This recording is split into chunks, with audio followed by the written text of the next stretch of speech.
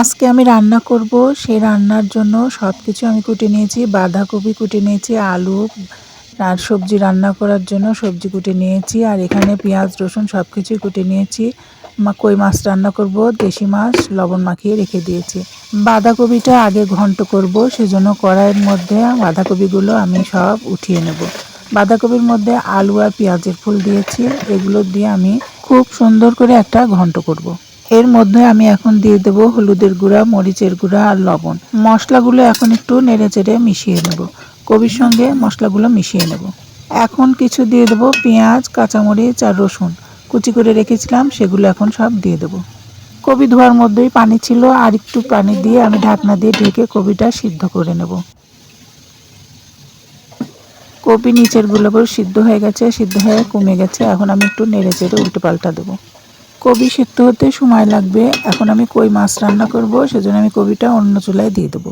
মাছ রান্না করার জন্য আমি চুলায় কড়াই বসিয়ে দিয়েছি। তেলটা গরম হয়ে গেছে। এখন পেঁয়াজ কুচি আর কাঁচামরিচ দিয়ে একটু নেড়ে চেড়ে এটাকে আমি গোলাপি করে ভেজে নেব। পেঁয়াজগুলো ভাজা হয়ে গেছে। সামান্য একটু পানি দিয়ে মশলাগুলো দিয়ে দেবো। সব মশলাই দিয়ে দিয়েছি। এখানে হলুদের গুঁড়া, মরিচের গুঁড়া আর লবণ দিয়েছি। দিয়ে পেঁয়াজ বাটা সব কিছু দিয়ে ভালো করে কষিয়ে নেব। মশলাগুলো কষানো হয়ে গেছে। এখন কই মাছগুলো দিয়ে মাছগুলো কষিয়ে নেব। দেশি কই মাছের ঝোল খেতে খুব স্বাদ লাগবে। দেশি কই মাছগুলো কিন্তু একটু ছোট হয়। মাছগুলো আমি এখন ভালো করে কষিয়ে নেব। মাছগুলো কষানো হয়ে গেলে আমি আলুগুলো দিয়ে দেবো। আলু কিন্তু নতুন আলু, কষাতে বেশি সময় লাগবে না, সেজন্য মাছের সঙ্গে একসঙ্গে করে মিশিয়ে কষিয়ে নেব। আলুগুলো কষাতে যাতে সিদ্ধ হয়ে যায়, মাছগুলোর মধ্যে যত লবণ ঢোকে, সেজন্য আমি ভালো করে আলু আর মাছ ভালো করে কষিয়ে নেব। তরকারিতে আমি পরিমাণ মতো ঝোলের পানি দিয়ে দেবো। দেশি কই মাছ জিরা দিয়ে ঝোল করলে সেই ঝোলটা খেতে ভালো লাগে। আমি 1 কাপ পানি দিয়েছি। আমি একটু ঝোল বেশি রাখবো, সেই জন্য আমি আরও 1 কাপ পানি দিয়ে দেবো। এখন ঝোল উতলে ওঠা পর্যন্ত আমি অপেক্ষা করব। তরকারিগুলো আমি একটু নেড়ে চেড়ে দেবো। নেড়ে চেড়ে মশলাগুলো সব মিশিয়ে দেবো। অন্য চুলায় কবি ঘন্টের জন্য কবি সিদ্ধ করতে দিয়েছি। দেখে নেব কবিগুলো সিদ্ধ হয়েছে কিনা।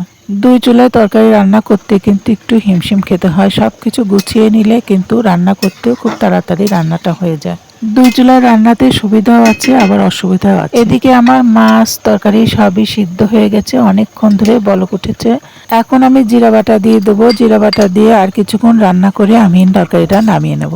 কই মাছ জিরা দিয়ে পাতলা ঝোল তরকারিটা আমার রান্না হয়েছে। বন্ধুরা, কেমন হয়েছে আমার রান্না আপনারাই কমেন্ট করে জানাবেন। আমার তরকারি রান্নাটা কেমন হয়েছে, কই মাছ রান্নাটা কেমন হয়েছে আপনারা কমেন্ট করে জানাবেন।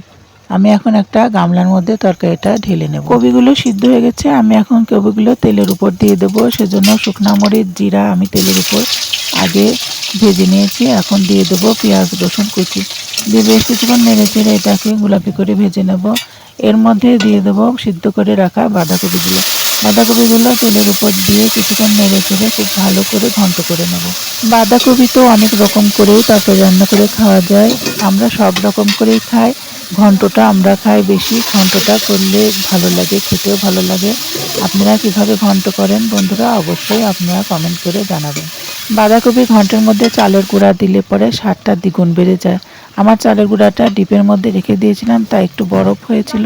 আমি হাত দিয়ে ভালো করে চটকে নিয়েছি। এটা দিলে খুব স্বাদ হবে। এভাবে নেড়ে চেড়ে পানি শুকিয়ে আঠালো হয়ে গেলে আমি তরকারিটা নামিয়ে নেব। বন্ধুরা, আমার রান্নাগুলো কেমন হয়েছে অবশ্যই আপনারা কমেন্ট করে জানাবেন। আপনারা কমেন্ট করলে আমি আবার ভালো ভালো নতুন ভিডিও দিতে উৎসাহিত হব।